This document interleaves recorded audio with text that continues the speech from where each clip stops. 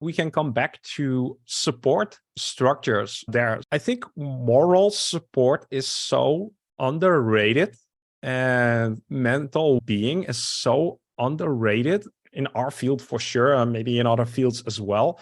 But build a support structure around you. It can be coaching, it can be mentorship, it can be communities, it can be a training program, courses. Like there are so many ways, friends, beers, but you can build that. And I think it's very healthy to put that in place so that you don't need to look at numbers or tangible KPIs, that you just have people around you who help you to be grounded and where you can check in and see that you're not going insane and that you're still on the right track. Was that an answer to the question, Daniela? Yes, indeed. Let me build on that.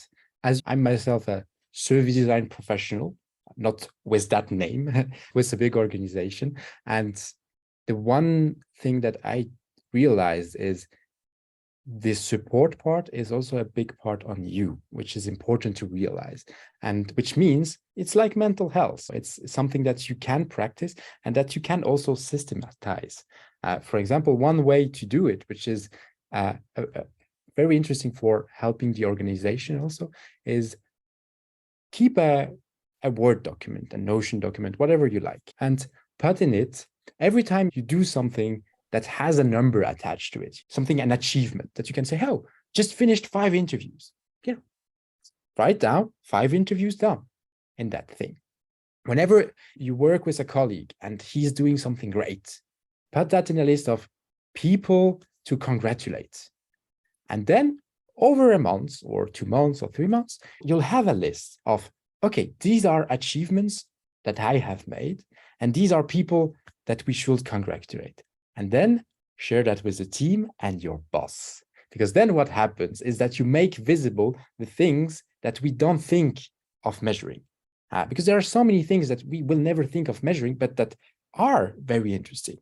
And then what you do is you also create this lovely thing, which is you're suggesting, hey, Marc did an awesome job on that, but Marc is shy and Marc will never put himself on the stage.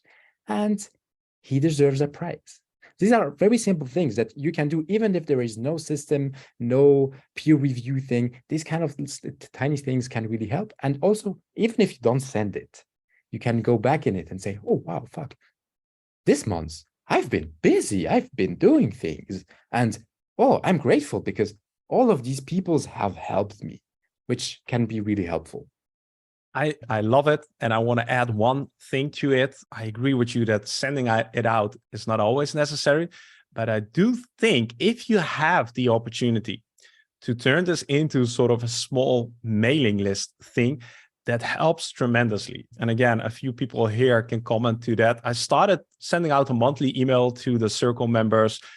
And one of the sections is a win of the month, where I invite everybody, all the members, to share a win of the month. I think it does 2 things. One is it helps you to reflect. So what was my win of the month? Even if you don't share it with me and I share it out with the rest of the community, I hope it helps you to reflect, hey, maybe there was a win. And the other thing that it does is by sharing what others have done, you start to recognize, all right, I might be able to frame success in this way. I didn't even realize that this could be something that I could celebrate as a win. So yes, just learning from you and adding to what you said.